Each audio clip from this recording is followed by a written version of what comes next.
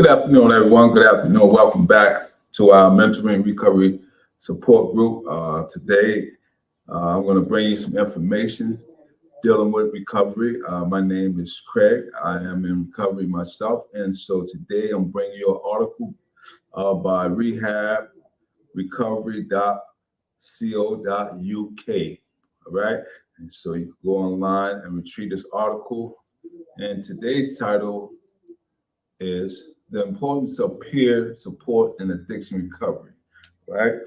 The importance of peer support in addiction recovery. A lot of times we talk about recovery, which is so vital to this type of setting, is because a lot of times when we're talking about mentoring, there are so many people who may be forgotten about or who may feel that they don't need to be mentored or they don't need to mentor others. And so we want to dispel that myth because in one shape, form, or fashion, we can help someone as long as we're living a healthier lifestyle. And so that's one of the reasons why we're here to share information dealing with recovery. All right. And so the article starts off by stating the treatment of addiction is a long and difficult process, right? It says rehab programs employ a range of methods to try and help individuals kick their physical craving and alter their traumatic perception of substance abuse. And it can take months or years before they achieve stable and long-lasting sobriety. A key part of addiction recovery is that has a huge impact on the success rate of an individual rehab is peer support. All right. Let me read that again. It says a key part of addiction recovery that has a huge impact on the success rate of an individual's rehab is peer support, a technique known for its ability to aid both physical and psychological progress and give individuals a sense of hope and belonging, right? So that's why it's so important peer to peer to help one another become better today, tomorrow, and moving forward. Because a lot of times there are people, especially men, who may be coming out of a maladaptive lifestyle, who may have low coping skills, who may have low emotional intelligence, and so things of that nature. So therefore, it's important that we help people improve upon those aspects of life skills so that they can be able to function and move successfully in society and their homes, on the jobs, wherever institution that they engage in. All right. And so, first topic of discussion is what is peer support? Peer support is when individuals who have been through addiction recovery and have achieved profound breakthroughs in sobriety and physical health return to a rehab facility to offer guidance and support to those beginning or currently working through their own recovery journey. See, this is what I'm making mention of or talking about. Whereas when a person get healthy, we're able to give back. It says person able to return to a rehab facility, right, and offer guidance and support to those beginning or currently working through their own recovery journey. The goal of this is to allow individuals going through addiction recovery to benefit from the advice and insights of the returning peer supporter, and for these meetings to complement the detoxification and therapy they are already undergoing.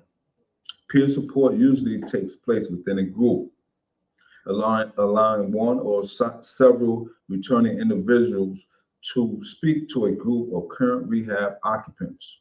And one-on-one conversation can also be arranged for personalized advice and support. All right.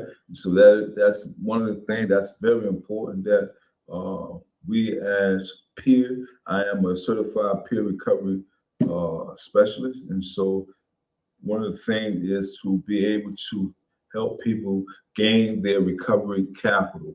All right. And so that is peer-to-peer based. This is peer-to-peer based so that, a non-judgmental zone to be able to share information and also help people from going down the pathways that I may have took or preventing them falling into any traps that may lead them to trigger them up or due to their cravings or urges. All right. So the next topic of discussion we want to talk about is what are the benefits of peer support? What are the benefits of peer support?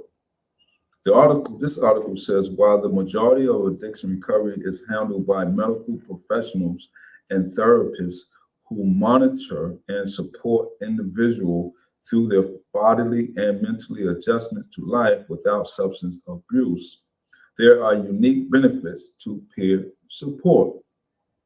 Research suggests that it helps individuals overcome substance abuse by enhancing their engagement with treatment. And this is achieved in several ways. All right. And so it's very interesting to know. Not only do people who go through treatment, addiction recovery, they also receive help through the medical professionals who help them and therapists who help them monitor them during the detoxification and the therapy phase. All right. And so let's see what aspects are some of the benefits.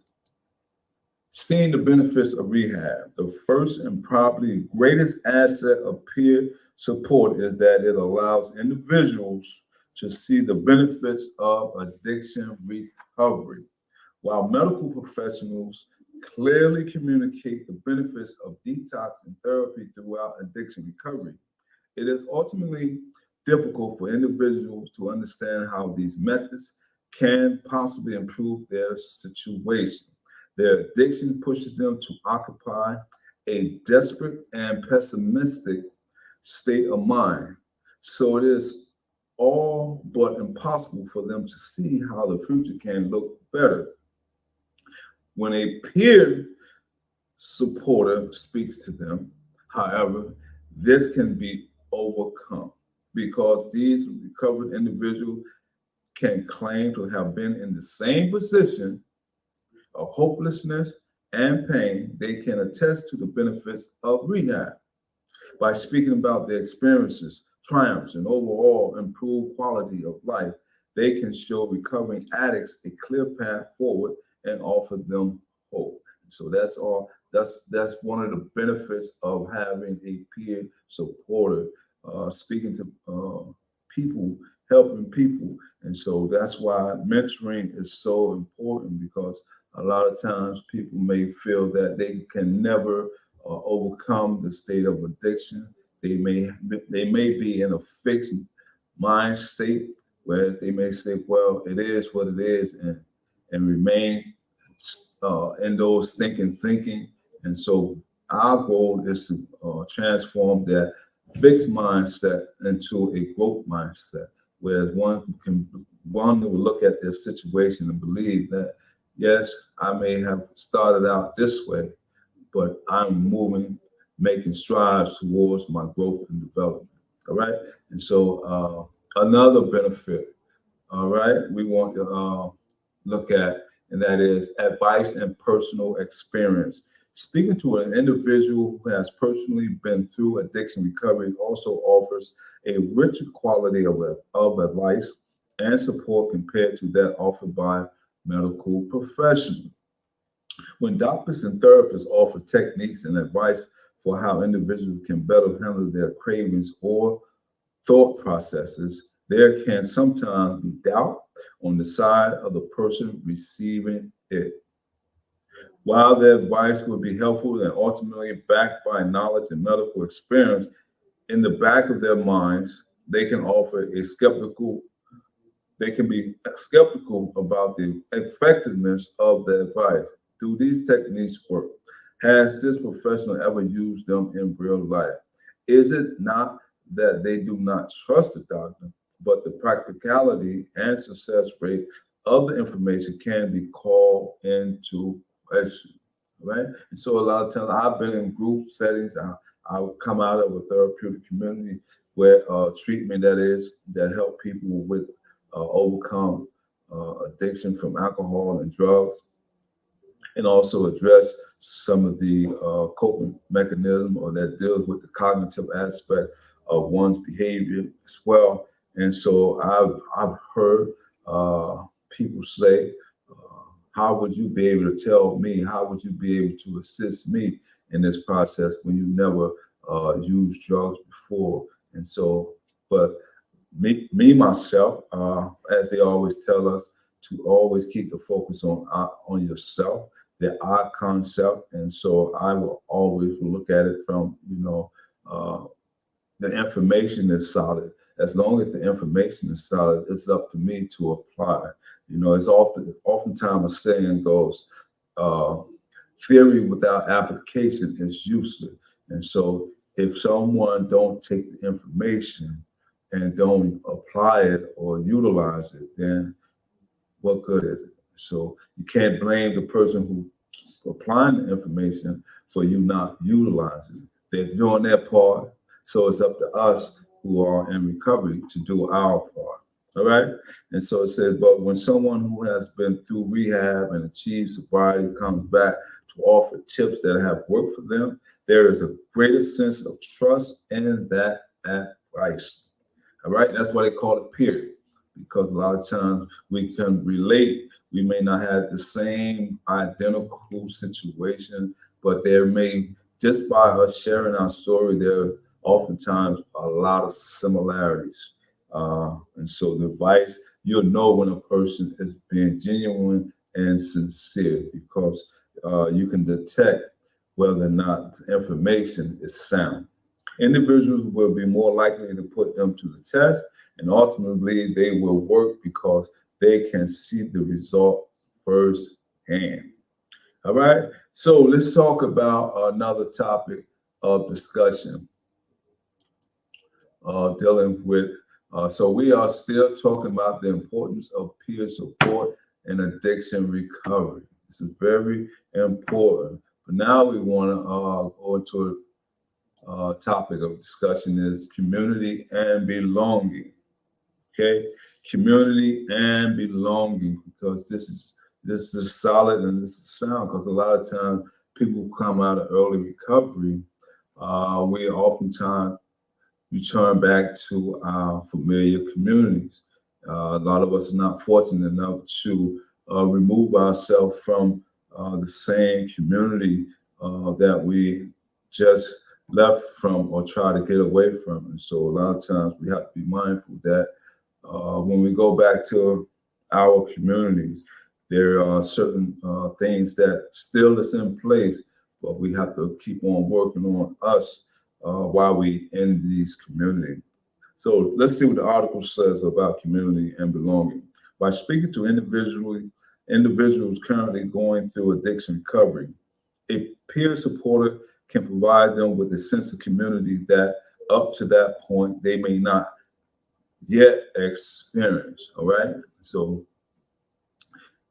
that is very vital. I don't want to put my plug in and let the article speak for itself. It says, when the individual is battling with substance abuse, it can seem like a lonely and unique situation that only applies to them, right?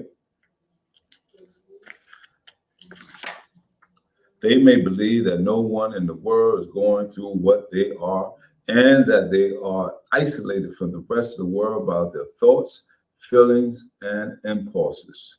This can be a detriment to progress and lower an individual confidence and self-esteem. But peer support can flip this on its head and change an individual perception. Addressing a group of individuals and sharing the experiences of addiction recovery, a peer supporter can provide individuals with someone to identify with, showing them that they are not alone. Peer supporters can also spark conversations and connections to happen within the group itself, showing occupants of rehab that they all share thoughts, fears, and aspirations. This can promote a sense of belonging, making an individual feel closer as a group of people. Not only will this benefit their self-esteem and overall worldview, but it will give them a greater sense of self-worth and motivation. All right. And so that is one of the reasons why I don't mind sharing my story. If I can help someone overcome any barriers or any obstacles that they're facing by distrusting someone in the medical professional field, and if I can give some support, let them know that the information is sound, the information is solid. It's up to us to utilize it and apply it and just keep on working and building on ourselves, whether it be individually or collectively. And just knowing that we first have to invest in ourselves and believe that we can achieve greatness as long as we do the work. All right. Let's go on to another topic of discussion. Okay. We just got to talk about community and belonging. All right. And so thank you for that thumbs up. Mutual responsibility. All right. We want to talk about the mutual responsibility. In addition to this sense of belonging, this new group dynamic can also provide individuals with a richer purpose when it comes to getting better and beating addiction. It can push them to do it not just for themselves, but for the people around them as well. When a peer supporter comes to a rehab program and unites a group of individuals in the sense noted above, it connects them. They learn about one another's challenges and motivations, and they begin to develop a vested interest in one another's progress. As this happens, peer supporters often decide to make individuals aware that they have a mutual responsibility to one another. By becoming friends and investing in one another, they owe it to the rest of the group to each maintain their individual progress, resist relapse, and beat addiction. That's so inspiring to be able to help someone achieve such great heights, especially when we have did a lot of damage, not only to ourselves, but to our families and to those in the community. And so to be able to help someone heal from that and be able to show people that that the decision that was made wasn't made in the right state of mind, and that now that they're I want to say healed or they are doing well, now they can make more better decision making and be able to amend a lot of hurt that they may have caused. All right. The article goes on to say, before they know it, the group is encouraging one another to stay strong in the knowledge that every person's success is essential for the overall success of the group. All right. And so we are in this together. We're not doing it in an isolated vacuum. We are doing this in a whole, in a way that everyone, as long as we get involved and do the real work, we can get the job done. All right. And so the next topic of discussion, and that is challenging denial. Challenging denial. Wow. And I told you before, as I was speaking earlier, that I come from therapeutic recovery community, and one of the things they stress oftentimes is to keep the focus on yourself. Because once we begin to shift blame and name calling and placing our behavior on others, then we'll never really face it, our situation or our addiction head on. So it's always take responsibility for what I have done. The article says challenging denial. In contrast to the above points, the benefits of peer support are not all necessarily supportive and kind. There are also critical impacts it can have, which, while sometimes confrontational, are ultimately helpful in the rehab process. For many, facing addiction can be an incredible difficult reality to accept. In response to the negative implication it has on their body, mind, and social life, they can easily fall into the defensive state of denial, ignoring their unhealthy routine, denying the presence of a problem, and resisting the concerns of others. Ultimately, this can prove problematic to addiction recovery. If an individual has entered rehab without the right frame of mind, they can fail to properly engage with treatment, fall victims to cravings, and not give addiction recovery there, right? With peer support, however, this can be put to an end. Not only can a returning individual spot denial and call it out, but they can make clear to the individual that while it might seem like a good option, ignoring their condition will only make things worse. So by ignoring that I am the problem, and that it started with someone else, in all actuality, we got to continue to say, okay, it started with me. And so now allow me to address that which began with me. And so with that in mind, we have to find better coping skills, better coping mechanism, use better tools to be able to heal from old wounds. And so a lot of times there's a lot of underlying issues that may have never been addressed, and so or maybe never been talked about or confronted. And so we need to do this not only as just a from peer perspective, because we don't want to dispel the professional help that's out there that we do need to embrace as well. And so it works hand in hand, peer support and the professional people as well, because a lot of times when we try to do these homemade remedies, back in the day when I was coming out, I'm a little older, and so they had what they used to do, try to quit cold turkey, that type of method. Do it this way, run water, and do all this and that. And so we have evolved from from information to technology, and to a lot of studies that has been evidence-based. And so that is key. And so as long as we are getting the information that has been studied and proven to be successful, then we have a greater chance to be successful ourselves. All right, and so I believe this is the last topic of discussion for the day, and this is helping the next person. Given this financial benefit of peer support, it is important to consider what qualifies an individual to attend rehab and offer advice to those going through addiction recovery. Good question. Let me read that again. How do people qualify for peer support?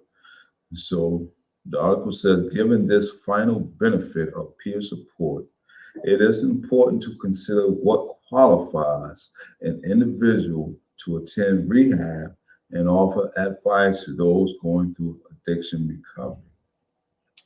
In order to qualify as a peer supporter, an individual must have gone through a successful rehab process, usually at the same century they are looking to return to. Be currently living without substance abuse or overwhelming cravings, and have been practicing such a degree of control over their addiction for at least 1 year. Of course, the specific standard each rehab century has for its peer supporters will be different, but the fundamental requirements largely relate to an individual's own sobriety. And so a lot of times if you was to work as or want to become a peer supporter, a lot of times most agencies want you to have 1 year of sobriety. Some may require more. Some uh, some may want you to prove that you actually went through the process and that you have some type of certificate or certification, things of that nature. And so it's very important that we continue to do what's right. And a lot of times we are faced with situational relapses. We may find ourselves being around people, places, and things. We may find ourselves isolated. Okay, and so a lot of times boredom may set in if we're not surrounded with positive people, whether it be friends or family members who are encouraging us. If we're not getting involved with sponsors, coaches, therapists, counselors, if we're not reading uh, self-improvement material, having these self-affirmation, uh, and being appreciative of where we came from and what we are doing currently and what we intend to do by not only helping ourselves but helping someone else. And so these things we must keep focus of and always, and this is one of my favorite, is to always do an self-inventory, do a self-evaluation of yourself. I like to say, each day I like to look at myself. What can I do today that I did? What can I do better today than I did yesterday? Okay. And so every day must be a day of improvement. And so positive uh, reinforcements or self reinforcement, that's a very unique tool. Also, breathing exercise, finding a hobby. If you like to journal, if you like to read, uh, nutrition or get sleep, all these mechanisms, all these tools that we can apply to ourselves so that we can stay uh, on top of our sobriety. Take those take the information that you may have received, whether you went through rehab, whether it was short term, long term. I'm not the one to say what pathway that you should take. I just know the pathway that I took. It works, and so for that, until the next time, we are here every Thursday at 3 p.m. We would like to have and share some information that can be self-sustaining, all right? And especially if you, during the holidays, during the weekend, you may find yourself where there's people who may have birthday parties, weddings, things like that, or events, and you may find yourself being challenged with your sobriety. So just be mindful. Always have an exit plan. Always have an exit plan. Always have a contact person if you find yourself not being able to fight the urges or the cravings, or if there are any triggers may arrive. One of the things we learn is to tell on it. All right, tell on it. Let somebody know what thoughts you are having, what feelings that you may be experiencing, and also celebrate the small victories. Don't wait till you get all the way to 12 months and then you say, "Oh, I want to celebrate." No, whatever the small victory, whatever that looks like for you, continue to do that. All right. And so that's enough for me for this week. Until the next week, stay safe and love on one another. I'll see you on the next one. Take care.